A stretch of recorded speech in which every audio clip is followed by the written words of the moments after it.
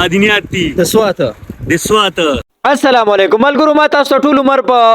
ویلاګونو کې علی خیل خونن بز تاسو ته سوات خیمه سوات ته زراغله ما چکر لا ودلته چې سین غاړي لراغله نو دلته خلک چې کوم دی په زرګو روپۍ ګټي دا مشران ناس یو دلته یو قسم ګټه دغه چې دلته راوړي او دلته بیا وټکې نو اغینا یو قسم کانه راوځي او کانه چې کوم دی هغه بیا په لکو په زرګو کې خرسيږي. دغه د سوات ایریا د تاسو کتل شي سوات لا الله پاک ډیر ذات حسن او خیس ور کړی دی. دا بر زه یو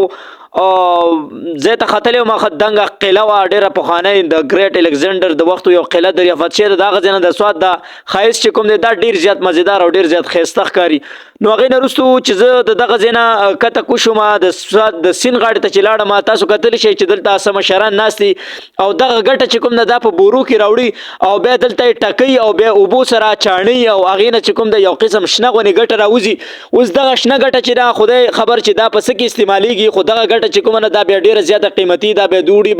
بپاریانو خرسي. زما مرګري چې کوم دی فیصل ممتاز بھائی د تقریبا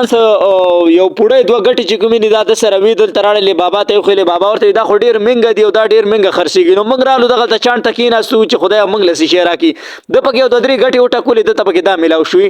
او دا حقیقت ته ملګرو چې دغه ته ډیر زیات کسان ناس وي او دغه سي چانونه راوړي وي او د خالص د سین غاړه ته او دغه غټه چې کوم دا راوړي یو نیم سل روپے من بره د غر نه بوره راوړي او بیا چې کوم دلته ټکی او دا بابا چې کوم څنګه لګیاري دغه سي وبو سره چاڼي او بیا دینه چې کوم دی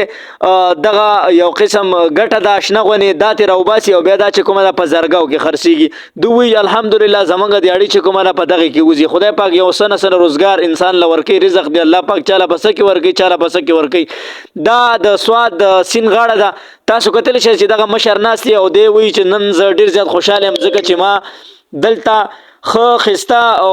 دغه کانی چې کوم دي دا نن ماته ډیر ملاو شو. نو موږ راغلی سواد ته یقینا چې سواد خلک چې کوم دي ډیر زیات ملمدوس هم دي مهمان دا پکې یو بوت او د دې ویډیو دینه مخکې مم په یوټیوب باندې شیر کړی و غډیر زیات وایرل شي او زیات د انډیا خلکو کتلی و